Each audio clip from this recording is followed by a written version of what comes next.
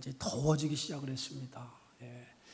점점 여름이 가까운 것 같은데요. 이 더위, 추위에도 건강을 우리가 유념해야 되지만은 또 이렇게 더운 날에도 우리 건강을 또 유념해야 될 줄 믿습니다. 아무튼 주 안에서 강건하시기를 주의 이름으로 축원합니다. 우리 함께 인사 나누겠습니다. 사랑하고 축복합니다. 네.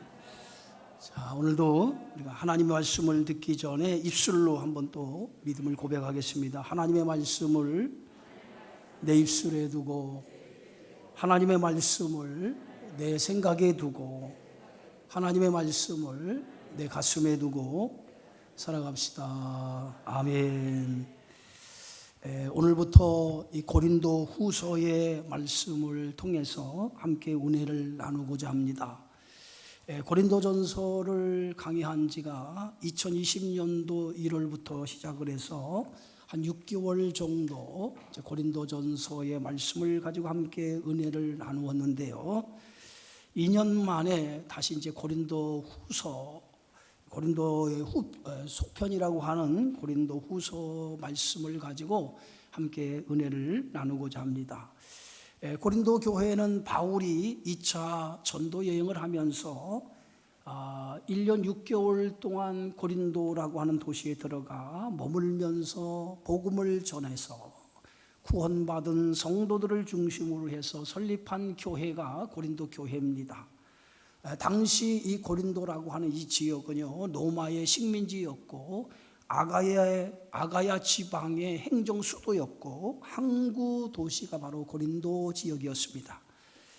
바울은 아덴에서 복음을 전하다가 쫓겨나다시피 해서 들어간 곳이 고린도 지역이었어요. 고린도에 들어간 바울은 자신의 선교비를 마련하기 위해서 자신이 가진 천막 만드는 기술을 이용을 해서 취업을 하게 되어지는데, 이 취업을 통해서 평생 자신의 사역에 큰 도움이 됐던 동역자를 만나게 되어지는데, 이 사람들이 바로 아굴라와 프리스길라 부부였습니다. 아굴라와 프리스길라는 원래 노마에 살던 사람이었어요. 그런데 노마 황제인 글라우드 황제가 유대인들이 종교적인 문제를 일으키자 강제로 노마에서 떠날 것을 명령을 내리죠. 그래서 유대인이었던 아굴라는 자신의 부인이었던 프리스길라와 노마에서 추방을 당해서 흘러내려온 곳이 바로 고린도라고 하는 지역이었고요. 여기에 정착을 하면서 그들이 천막 만드는 업을 시작을 하게 되어졌습니다. 때마침 고린도에 온 사도 바울이 생업을 위해 일을 찾기 시작했는데, 오늘 사도 바울 역시도 천막 만드는 기술을 가지고 있었기 때문에 생업을 위해 찾아간 곳이 바로 아굴라 프리스길라가 운영하는 이 기업이었고요. 거기서 이제 아굴라와 프리스길라를 만나게 되어지죠. 바울은 이 고린도에서 안식일마다 회당에 들어가서 유대인들과 헬라인들에게 복음을 전하기 시작을 하죠. 그래서 그 지역에서 이제 디도 유수도와 해당장 그리스도를 포함해 많은 그런 사람들을 예수 그리스도로 인도를 합니다. 그래서 그들을 중심으로 세워진 교회가 바로 고린도 교회입니다.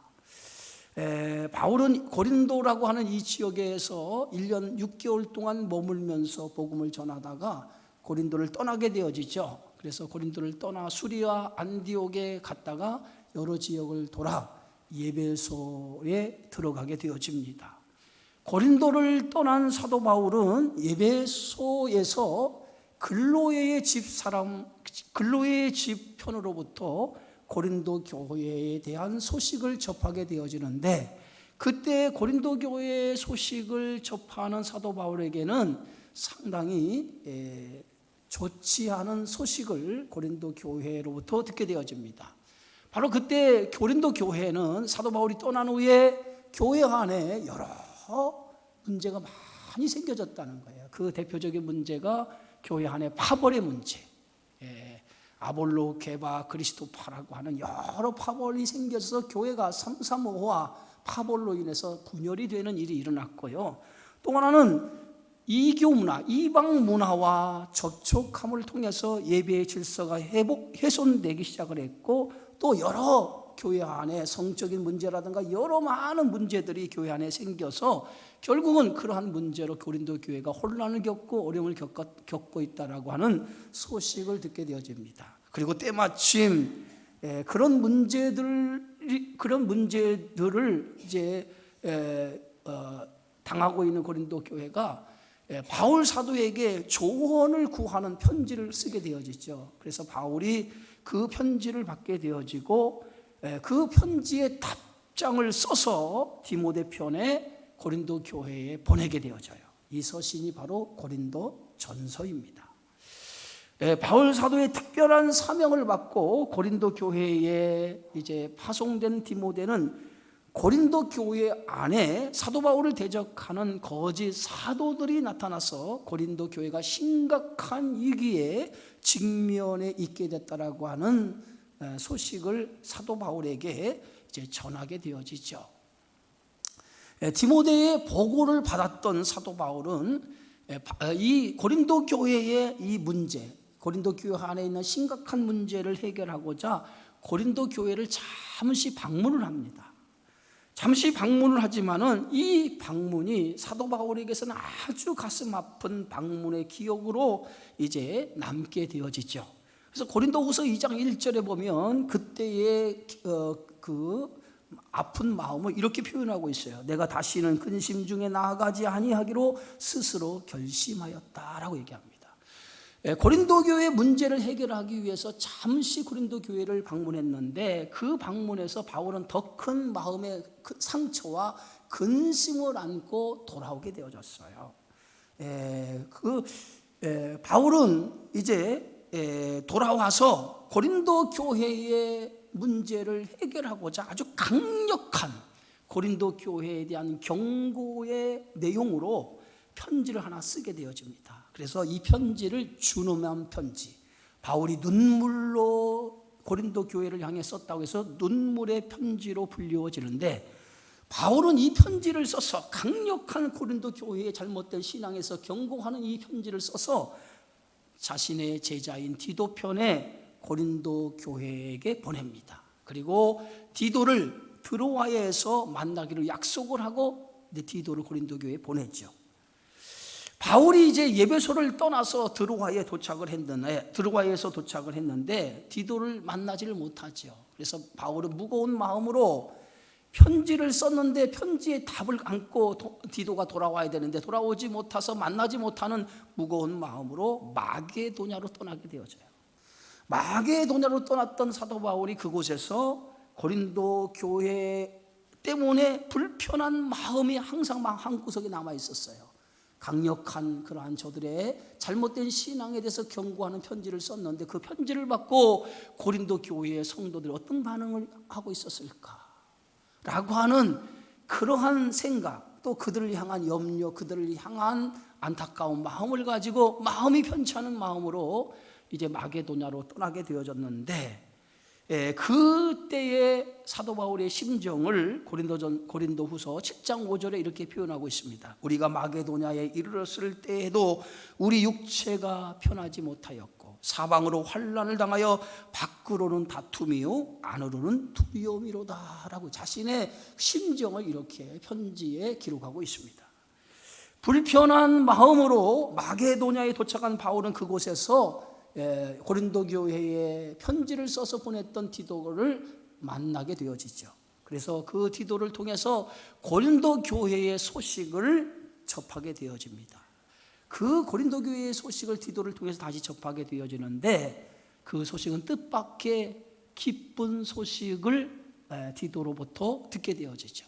그 기쁜 소식이 어떤 소식이냐면 강력한 고린도 교회의 잘못된 신앙을 꾸짖는 책망하는 내용의 편지를 썼는데, 그 편지를 받았던 고린도 교회 성도들이 그 편지를 받고 회개했고, 그리고 일부 그 반란을 일으켰던 교회 안에 적대자들의 반란을 일으켰던 그 적대자들이 이제 수그러지면서 교회가 평안을 되찾고 있다라고 하는 소식을 접하게 되어지죠. 자, 그런데 안타깝게도 바울이 디도 편에 보냈던 그 편지, 눈물의 편지라고 하는 이 편지는 지금까지 발견되지 않았다는 거죠. 자, 그래서 바울은 고린도후서 7장 6절에 그 편지를 받고 하나님께서 자신의 마음을 위로하셨다라고 이렇게 편지에 기록하고 있죠. 오늘 고린도후서 7장 6절에 보니까 그러나 낙심한 자들을 위로하시는 하나님이 디도가 오므로 우리를 위로하셨다라고 얘기하고 있어요. 디도를 통해서 자신이 위로를 받게 되어졌다는 거예요. 이제 디도를 통해서 고린도 교회 소식을 들었던 사도 바울은 고린도 전서를 쓴 1년 만에 다시 붓을 들어 편지를 쓰기 시작합니다. 그 서신이 오늘 고린도 후서입니다.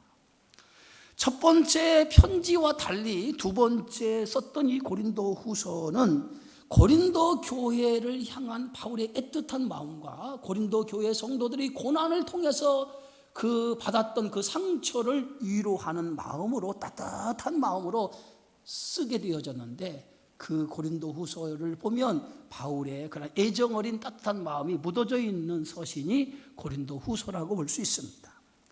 바울은 고린도 교회 성도들을 위로하면서 고린도 교회가 가지고 있는 세 가지 문제에 대한 입장을 밝히게 되어지죠. 그래서 고린도 교회의 후서는 바울이 고린도 교회 성도 환난을 당한 그 고린도 교인들을 위로하고, 그리고 그 세 가지 고린도 교회가 가지고 있는 문제점에 대한 문제를 그 답장 형식으로 보내는 내용이 바로 고린도 후서로 되어져 있는데, 고린도 교회 성도들의 세 가지 문제가 어떤 문제였냐면 고린도 교회 방문에 대한 약속 변경에 대한 문제였어요. 사도 바울이 고린도 교회를 방문하겠다고 약속을 해놓고 일부 성도들이 왜 바울이 약속을 지키지 않느냐라고 하는 문제 제기에 대한 답이고요. 두 번째는 당시 기근으로 인해서 예루살렘 교회가 큰 재정적인 어려움을 당하고 있을 때에 아시아와 아가야 지방 온 교회들이 협력해서 이 예루살렘 교회를 돕기 위해서 재정적인 후원, 그 다음에 성도들의 그 가난한 성도들을 돕기 위한 연보를 걷는 그러한 일에 그 고린도 교회에 동참을 요구했습니다. 그래서 그 헌금에 대한 문제, 세 번째 사도 바울의 사도권에 대한 문제, 이 세 가지 문제를 사도 바울이 답변하는 형식으로 쓰여진 책이 고린도 후서의 책입니다.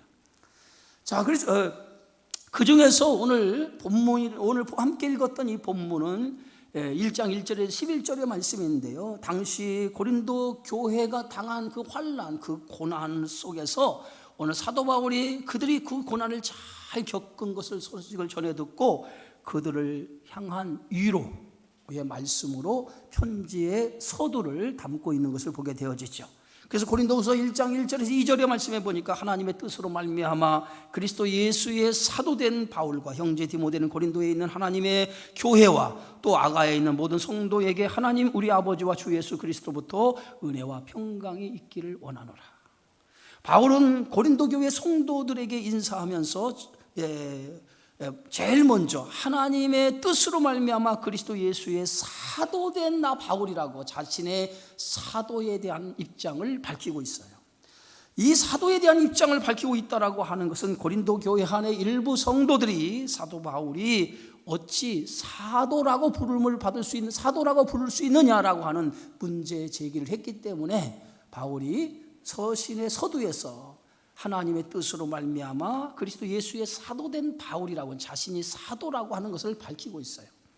바울이 쓴 서신 가운데에 이렇게 자신이 예수 그리스도의 사도라고 밝히고 있는 대부분의 이 서신에는 그 당시에 사도 바울의 사도성에 대한 의문을 갖는 사람들이 많이 있었기 때문에 자신이 사도임을 밝히는 것을 서두에 쓰고 있는 것을 보게 되어지죠. 여러분, 사도라고 하는 뜻이 뭐냐면 보냄을 받은 자라는 뜻이에요. 보냄을 받은 자, 그게 사도라고 하는 뜻인데, 오늘 사도라고 하는 것은 예수님으로부터 직접 부름을 받고 보냄을 받은 자만이 사도라고 하는 직임을 받을 수 있어요. 예수님으로부터 직접 부름을 받지 않고 예수님으로부터 보냄을 받지 않는 사람은 사도라는 그러한 칭호를 받을 수 없어요. 그렇다고 하면 사도는 누구만 될 수 있습니까? 12 제자만 사도라는 칭호를 얻을 수 있는 거예요. 그런데 사도 바울을 사도라고 부른다고 할 때에 많은 사람들이 예수님의 직접 부름을 받지 않고 예수님의 보내심을 받지 않았는데 어찌 바울이 사도가 될 수 있느냐라고 하는 사도성에 대한 의문을 사람들이 갖기 시작했다는 거죠. 그런데 사도 바울은 그 사도성에 대한 근거를 오늘 다메섹 도상에서 부활하신 예수를 직접 만났고 부활하신 예수께서 나를 부르신 것뿐만 아니라 나를 이방인의 사도로 보내셨다라고 하는 그 근거로 사도 바울은 자신이 사도라고 하는 것을 제시하고 있는 것을 볼 수 있어요. 바울은 인사만에서 자신이 사도가 된 것은 하나님의 뜻이며 하나님의 은혜라고 고백하고 있습니다. 바로 바울은 자신이 어떤 사람인가, 자신이 어떤 사람이었던가라고 하는 것을 누구보다 잘 알고 있던 사람이었어요. 바울은 그리스도를 알기 전에 어떤 사람이었습니까? 핍박하고 예수 믿는 사람들을 핍박하고 박해하던 사람이었어요. 그가 다메섹 도상에서 부활하신 예수를 만나고 나서 그는 핍박하고 박해하던 그리스도인들을 핍박하고 박해하던 자가 그리스도의 복음을 전하는 전도자가 되고 이방인의 사도가 되었던 것입니다. 그래서 오늘 디모데전서 1장 13절에 바울은 자신을 이렇게 밝히고 있죠. 내가 전에는 비방자요 박해자요 폭행자였으나 도리어 국류를 입은 내가 믿지 아니할 때 알지 못하고 행하였습니다. 자신이 이렇게 비방하고 폭행하고 박해했던 그리스도인들을 이렇게 비방하고 폭행하고 박해했던 것은 내가 그리스도를 만나지 못하고 그리스도를 알지 못했기 때문에 내가 이러한 일을 행했다라고 말하고 있습니다. 그러면서 바울은 자신이 부활하신 예수를 만나고 나서 자신의 인생이 180도 변해졌다라고 고백을 하죠. 그래서 바울은 내가 주님을 만나고 나서 내 인생은 오직 주님만을 위해서 사는 사람이 되었다라고 이렇게 말합니다. 그것이 오늘 로마서 14장 8절이죠. 우리가 살아도 주를 위해 살고 죽어도 주를 위해 죽나니 내가 사나 죽으나 주의 것이로다. 바울은 예수를 만나고 평생 주님만을 위해서 사는 인생이 되었던 것을 보게 되어지죠. 주님을 만나지 않고서 우리의 인생이 변화될 수 없음을 사도 바울을 통해서 너무도 잘 보여주고 있다고 생각합니다. 오늘 주님을 만나면 우리의 인생이 달라질 수 있다는 거예요. 우리의 인생이 변해질 수 있다는 거예요. 사도 바울도 주님을 만나기 전까지는 자기 중심의 인생을 살았어요. 그러나 주님을 만나고 나서 자기 중심의 인생에서 그가 삶이 변화해서 주님 중심의 인생으로 바뀌었어요. 그의 사도 바울의 삶의 모든 인생의 방향과 목적이 달라졌어요. 자신이 주인 되어서 살았던 인생이 이제는 예수 그리스도가 자신의 삶의 주인이 되어졌고 그리스도만을 위해서 살아가는 삶의 목적이 되었고 그리스도만을 위해서 살아가는 삶의 방향으로 그의 인생이 바꿔졌다는 거예요. 그게 바울의 인생인 줄 믿습니다. 바울은 이 편지를 고린도에 있는 하나님의 교회와 또 아가에 있는 모든 성도들에게 이 편지를 보낸다라고 오늘 서두에 밝히고 있습니다. 당시 고린도는 아가야 지방의 수도였고 아가야 지역은 아덴과 겐그리와 펠로포네소스 그리고 고린도 이 지역 전체가 아가야 지방에 속하였습니다. 그래서 이 편지를 아가야 지방 성도들에게 보내면서 아가야 지방 여러 교회가 이 편지를 회람 형식으로 나누어 읽도록 권고했던 것을 보게 되어지죠. 그러면서 고린도후서 1장 13절에 오늘 바울은 찬송하리로다 그는 우리 주 예수 그리스도의 하나님이시요 자비의 하나님이시요 모든 위로의 하나님이시다. 바울이 하나님을 찬양하고 있는데 바울이 찬양하고 있는 하나님은 어떤 하나님입니까? 바로 우리가 믿는 예수 그리스도, 그분은 우리의 아버지 되신다는 거예요. 하나님 아버지 되신다. 우리가 믿는 예수 그리스도는 하나님 아버지 되시며 그리고 모든 성도들이 삶 속에서 당하는 그 고통과 어려움을 예면하지 않으시고 그 고통과 그 어려움 속에서 언제나 하나님은 연민을 가지고 우리의 삶을 위로하시는 위로의 하나님이라고 바울은 밝히고 있다는 거죠. 하나님은 우리가 당하는 모든 환난 중에서 오늘 어떤 하나님입니까? 우리를 위로하시는 하나님입니다.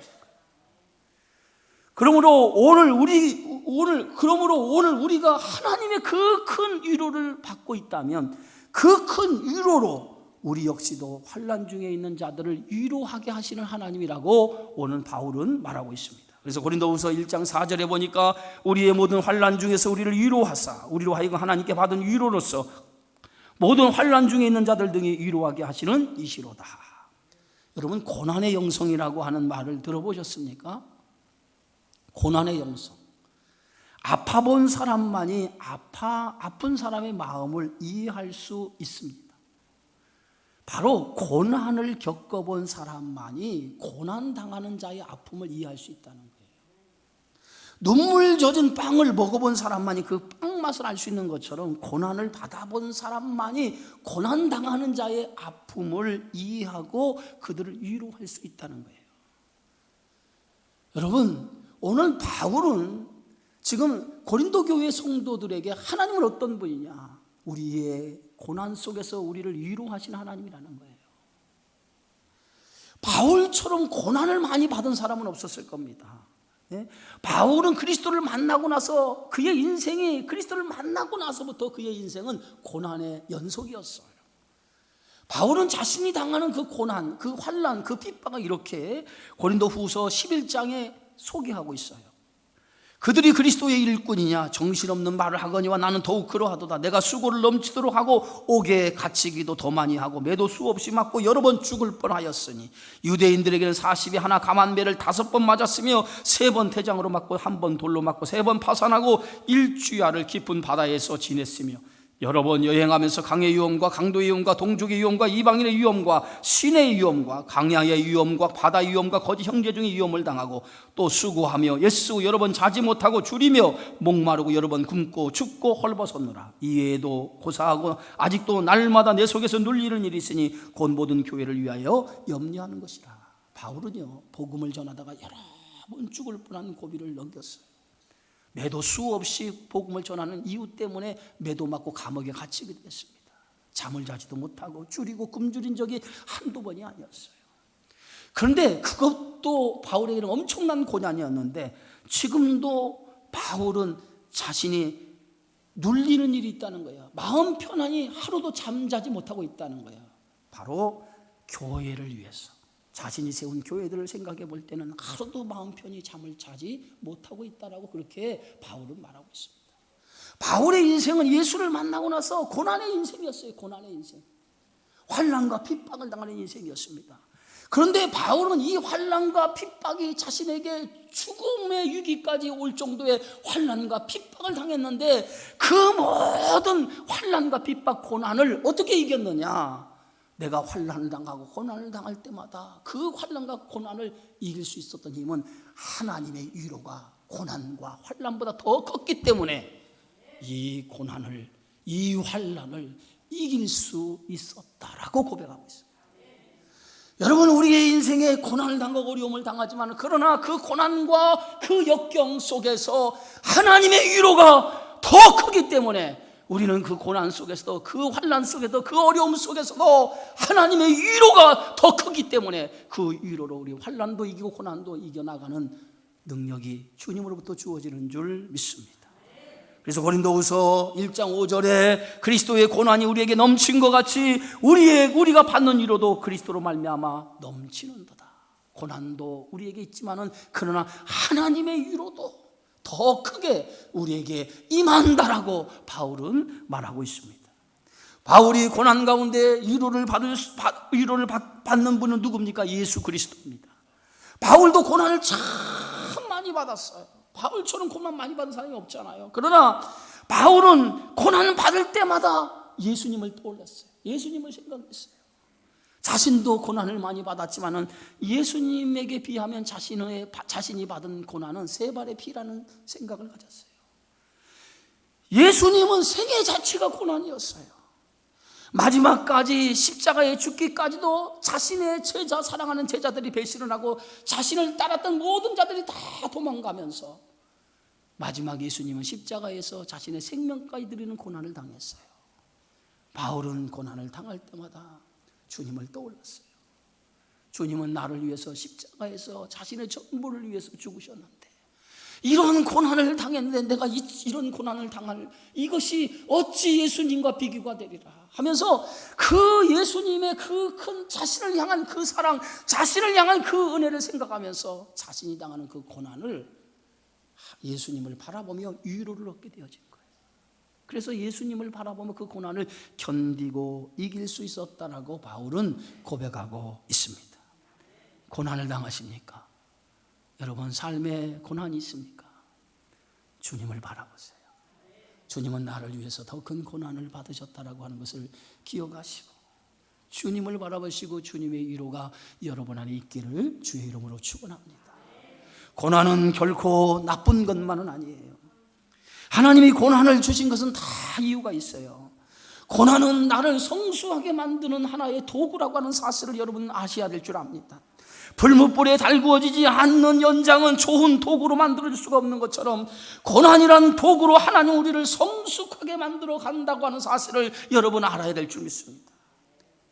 고난은 나를 더 성숙하게 만드는 거예요. 고난이 없다면 우리는 예수님의 은혜를 깨닫지 못하는 거예요. 어찌 보면 고난은 예수님을 만나는 통로의 역할이 고난이라고 볼 수 있습니다. 때로는 질병을 통해서, 때로는 물질로, 때로는 자식의 문제로, 때로는 여러 문제를 통해서 나에게 고난이라고 하는 깊은 수렁에 빠지게 하지만은 그런 고난이 나로 하여금 더 깊이 예수를 만나게 되는 통로가 되어지고 주님의 은혜를 더 깊이 깨닫는 계기가 되어진다고 하는 사실을 여러분 알기 바랍니다. 만약에 여러분의 인생에 고난이 없었다면 여러분 어찌 예수님 앞에 더 기쁜 예수님을 만날 수 있는 그런 계기가 있었을까요? 질병이 있었기 때문에, 아니면 여러 문제가 있었기 때문에 그 고난이 나로 하여금 주님을 만나게 하는 계기가 되지 않았을까요? 어찌 보면 고난은 한편으로는 우리에게는 고통이지만 또 한편으로 보면 우리에게 유익이 되어지는 줄 여러분 아시기 바랍니다. 예수를 믿는 우리에게는 구원을 얻는 것이 전부가 아닙니다. 예수를 믿는 우리에게는 구원이 전부가 아니에요. 예수님을 통해서 우리는 많은 것을 얻게 되어지죠. 그래서 고린도후서 1장 6절에 바울은 이렇게 말합니다. 우리가 환난 당하는 것도 너희가 위로와 구원을 받게 하려는 것이요, 우리가 위로를 받는 것도 너희가 위로를 받게 하려는 것이니 이 위로가 너희 속에 역사하여 우리가 받는 것 같은 고난을 너희도 견디게 하느니라. 우리는 주님으로부터 많은 것을 받았어요. 죄사함을 얻고 구원을 받았지만은 고난 가운데서도 이것을 견딜 수 있는 힘과 위로와 능력도 주님으로부터 얻게 되어지는 줄 믿습니다. 그렇다면 내가 주님께 받은 것, 그것을 어떻게 해야 될까요? 우리는 주님으로부터 많은 은혜를 받았고요, 주님으로부터 많은 사랑을 받았습니다. 이 많은 은혜와 많은 사랑을 우리는 어떻게 해야 됩니까? 이것을 나누어주며 살아가야 될 줄 믿습니다. 그것이 우리를 부르신, 우리에게 은혜를 주시고 우리에게 하나님의 사랑을 베풀어 주신 하나님의 나를 부르신 이유라고 하는 거예요. 하나님은 아브라함을 부르면서 오늘 창세기 12장 3절에 땅의 모든 족속이 너로 말미암아 복을 얻을 것이니라 라고 말했습니다. 아브라함을 부르신 이유를 오늘 성경은 분명히 오늘 우리에게 말씀하고 있어요. 아브라함을 부르신 이유가 어디 있습니까? 복의 통로로 사용하기 위해서 너를 부르셨다는 거예요. 하나님이 우리를 부르신 이유가 어디 있습니까? 오늘 복의 통로로 사용하기 위해서 우리를 부르신 거예요. 땅의 모든 사람들이 우리를 위해서 복을 얻기 위해서, 우리를 통해서 복을 얻기 위해서 복의 통로로 저와 여러분을 하나님께서 부르신 것을 믿으시기 바랍니다. 주님은 세상에 잘난 사람을 필요로 하지 않아요. 오늘 주님은 나를 따르는 자는 자기 십자가를 지고 나를 따라올 것이라고 말씀을 통해서 주님과 같이 십자가를 지는 사람을 주님은 오늘도 요구하신다고 하는 사실이에요. 하나님이 우리에게 고난을 주신 이유도 여기에 있습니다. 고난 속에 얻은 은혜, 고난 속에서 받은 수많은 위로, 고난 속에서 받은 하나님의 넘치는 사랑, 그 은혜와 그 위로와 그 넘치는 사랑을 가지고 오늘도 고난당하는 자를 내가 위로해 주는 삶을 살아가기를 위해서 나에게 은혜를 주셨다라고 하는 것을 여러분 기억하시기 바랍니다. 고난 속에서 내가 위로를 얻었다면, 고난 속에서 하나님의 사랑을 깨달았다면, 고난 속에 하나님의 깊은 그러한 능력을 우리가 얻게 되어졌다면, 이 은혜와 이 사랑과 이 능력을 가지고 오늘도 성도들 가운데에 고난당한 자가 있습니까? 내가 경험한 그 고난의 영성을 가지고 함께 사랑으로 나누어주고 함께 은혜로, 함께 그리스도의 위로로 나누어 줄 때 그들도 내가 주는 그리스도의 위로를 통해서 고난을 넉넉히 이겨나가는 힘이 되어지리라 믿습니다. 고난을 겪어본 자만이 고난당하는 자를 위로할 수 있어요. 고린도 교회는 교회 안에 일어난 여러 가지 문제로 고난을 겪고 있었습니다. 분열과 거짓 교사의 가르침과 부도덕한 여러 가지 문제들이 교회 안에 많이 일어났습니다. 어떻게 보면 고린도 교회는 소망 없는 교회와 같이 보여질 수 있어요. 그러나 바울은 고린도 교회에 대한 소망이 견고했습니다. 언젠가는 자신이 환난 속에 고난 속에서 모든 고난을 물리치고 하나님의 위로 안에서 모든 문제를 해결받았던 것처럼 고린도 교회도 이러한 많은 소망 없는 교회처럼 비춰지고 문제로 인해서 어려움이 있지만은 그들도 언젠가는 하나님의 위로로, 하나님의 능력으로, 하나님의 베푸신 큰 사랑으로 이 고난을 넉넉히 이기며 하나님 안에서 소망 가운데 든든히 서는 교회가 될 것을 확신했다는 거예요.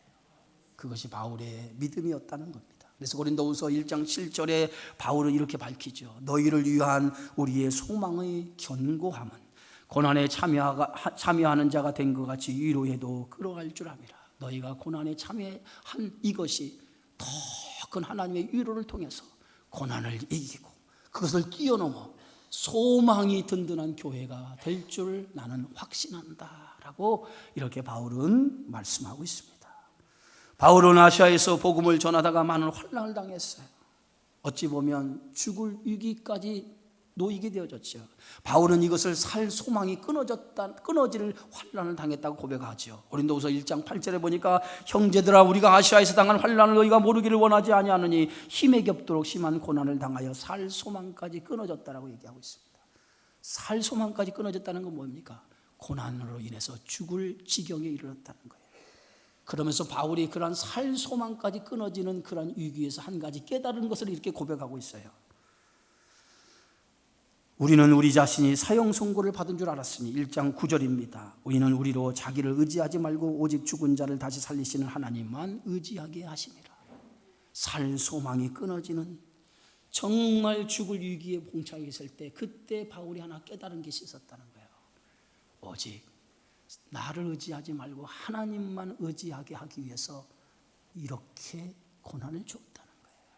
여러분 고난이 왔습니까?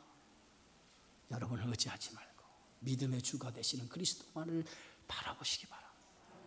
주님을 바라보세요. 주님은 나보다 더 큰 고난을 통해서 승리하셨어요. 주님을 믿는 자는 고난 속에서도 승리하는 하나님의 축복이 있을 줄 믿습니다.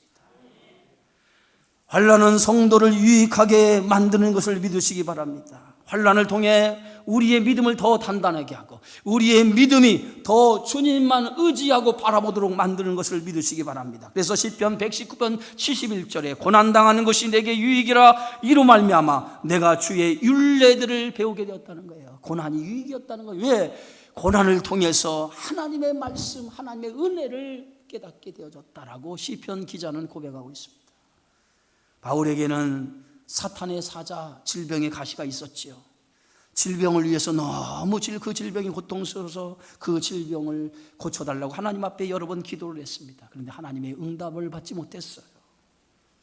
나중에서야 바울은 하나님께서 자신의 질병을 고쳐주지 않은 이유를 깨달았어요. 그 깨달은 것이 고린도후서 12장에 바울이 밝히고 있죠. 이는 그리스도의 능력이 내게 머물게 하려 함이라.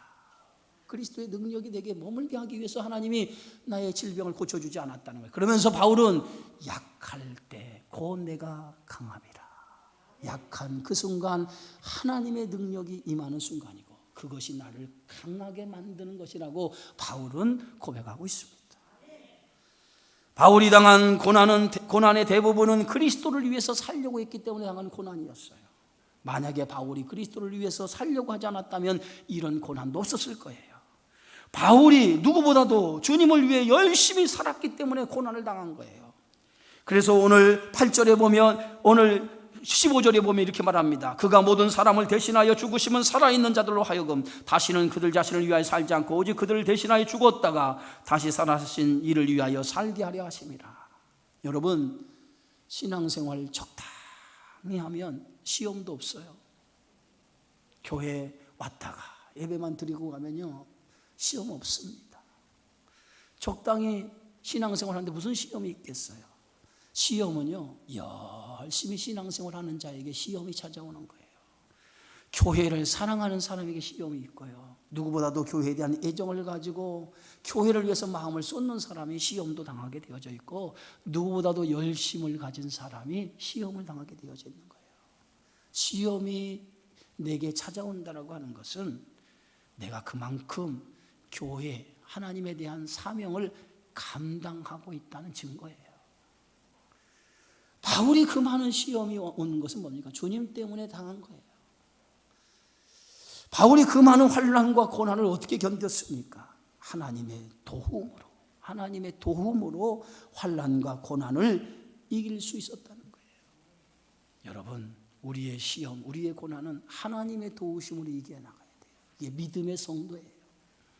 고린도후서 1장 10절에 그가 이같이 큰 사망에서 우리를 건지셨고 또 건지실 것이며 이후에도 건지시기를 그에게 바라노라. 바울은 오늘 이 10절에서 세 가지 시제를 사용하고 있어요. 과거, 현재, 미래에 대한 시제를 사용하면서 과거에도 내가 환난을 당할 때 이 환난에서 나를 건져주신 하나님, 현재에도 그 하나님이 나를 건져주시며, 장차 미래에도 내가 환난을 당할 때 그 환난에서 하나님이 나를 건져주실 것이라고 확신하며 믿고 고백하고 있습니다. 과거의 환난에서 우리 환난에서 건져주셨던 하나님은 장차 우리가 앞으로 당하는 환난까지도 우리 하나님은 우리의 인생을 책임져 주신다는 거예요. 믿으시기를 주의 이름으로 축원합니다. 하나님은 현재 하나님만이 아니라 과거의 하나님만이 아니라 미래 하나님은 우리의 하나님이시고, 그 하나님은 변함없으시고, 그 하나님은 언제나 나와 여러분을 사랑하시고 나와 여러분의 인생을 책임져 주시는 우리 하나님이신 줄 믿으시기를 주의 이름으로 축원합니다. 주님을 믿는 성도는 어떤 고난을 당해도 두려워할 필요가 없어요. 고난 가운데 주님이 나와 함께 할 것이기 때문입니다. 고난 가운데 우리를 건져 주실 것이기 때문입니다. 여러분, 고난을 당해도 두려워하지 마세요. 주님은 언제나 그 고난 속에서 나와 함께 할 것이고 그 고난 속에서 나를 건져 주실 것을 믿으시기 바랍니다. 그래서 고린도후서 4장 7절에 이 보배를 질그릇에 가졌으니 이는 심히 큰 능력은 하나님께 있고 우리에게 있지 아니함을 알게 하려 함이라. 우리가 사방으로 우겨쌈을 당하여도 쌓이지 아니하며 답답한 일을 당하여도 낙심하지 아니하며 박해를 받아도 버림받지 아니하며 거꾸로 팀을 당하여도 망하지 아니하고 우리가 항상 예수의 죽음을 몸에 짊어지면 예수의 생명이 또한 우리 몸에 나타나게 하려 함이니라. 우리는 연약한 질그릇이에요. 깨지기 쉬운 질그릇입니다. 그러나 이 질그릇 안에 우리의 생명 되시고 보배로운 예수를 담아놨어요. 나는 지극히 약하고 연약하지만은 생명 되시고 보배로우신 예수가 내 안에 있기 때문에 나는 더 이상 질그릇이 아니라 보배로운 그릇이요 생명의 하나님의 자녀가 되어지는 줄 믿습니다. 끝으로 바울은 고린도 교회 성도들에게 기도로 자신을 도울 것을 요청하고 있어요. 그게 11절의 말씀입니다. 너희도 우리를 위하여 간구하면 도우라. 이는 우리가 많은 사람의 기도로 얻은 은사로 말미암아 많은 사람이 우리를 위하여 감사하게 하려 함이라. 사역을 돕는 일은 여러 가지가 있습니다. 물질로 도울 수 있어요. 몸으로 도울 수 있어요. 봉사로 도울 수 있어요. 그 중에 제일 중요한 게 기도로 사역을 후원하는 거고 사역을 돕는 겁니다. 성도들이 고난을 당할 때 그 성도를 돕는 그 가운데 여러 가지가 있겠지만 그 중에서 여러분들이 함께 고난당하는 성도를 위해서 기도하는 것만큼 가장 큰 힘이 없다라고 하는 사실을 여러분 기억해야 될 줄 믿습니다. 너희 중에 고난 당하는 자가 있느냐? 너희 중에 병든 자가 있느냐? 함께 기도할 것이니. 야고보서에 우리에게 말씀하고 있습니다. 기도로 돕는 것만큼 중요한 것이 어디 있습니까? 그 사람을 위해서 기도한다라고 하는 것은 그 사람을 위해서 기도하면 그 사람의 마음을 이해할 수 있는 것처럼 기도하지 않고 내가 그 사람을 사랑한다라고 말하는 것은 그건 어불성설이라는 거예요. 내가 기도한다는 건 그 사람을 그만큼 사랑한다는 거예요. 그래서 바울은 기도에 대해서 이렇게 표현하고 있습니다. 빌립보 교회 성도들을 위해서 간구할 때마다 너희 무리를 위하여 기쁨으로 항상 간구했다라고 얘기합니다. 그만큼 빌립보 교회를 위해서 자신이 사랑했다라고 바울은 증언하고 있습니다. 성도들이 기도로 도울 때 하나님의 역사는 더 강력하게 나타나게 되어져 있어요. 고난을 당할 때 성도들이 함께 기도하면 그 기도를 통해서 이 고난을 물리칠 수 있습니다. 고린도 교회가 오늘 고난을 당하고 있습니까? 그 고난을 당하는 빌립보 교회를, 고린도 교회를 위해서 바울은 눈물로 기도했다고 그랬어요. 바울의 기도가 오늘 하나님의 역사를 강력하게 일으키고, 그리고 그 강력한 하나님의 역사를 통해서 나중에 그들이 그 고난을 뛰어넘어서 이제 하나님의 위로를 받게 되어지고, 그리고 나중에는 그들은 감사하는 신앙으로 나아가게 될 것이라고 말하고 있습니다. 기도는 우리를 감사하게 만들어요. 할렐루야. 한번 따라 봅시다. 기도는 우리를 감사하게 만든다. 이게 기도의 힘이에요. 기도는 우리를 감사하게 만들어요. 어떤 형편이든지 기도하게 되어지면 감사로 우리의 삶을 변화시키는 거예요. 내 삶을, 내 신앙을 감사로 바꾸는 게 기도입니다. 사랑하는 성도 여러분, 그리스도인으로 사는 것 자체가 고난일 수 있어요. 그러나 고난을 능히 이길 수 있는 주님의 위로가, 우리가 어떤 고난을 당하더니 그 고난보다 더 큰 하나님의 위로가 여러분에게 있음을 믿으시고, 그 큰 위로로 여러분이 지금 당하는 고난을 물리치고 이겨나가시기를 바랍니다. 하나님은 언제나 우리에게 위로를 주신 하나님이고, 고난 가운데 그 고난을 뛰어넘을 수 있는 능력을 주신 하나님이에요. 그 하나님의 위로와 능력을 통해서 여러분이 당하고 있는 모든 어려움을 이겨나가 오직 주님의 은혜 안에서 승리하기를 주의 이름으로 축원합니다. 기도하겠습니다. 주의 은혜 고맙습니다. 오늘도 고린도 교회를 향한 하나님의 귀한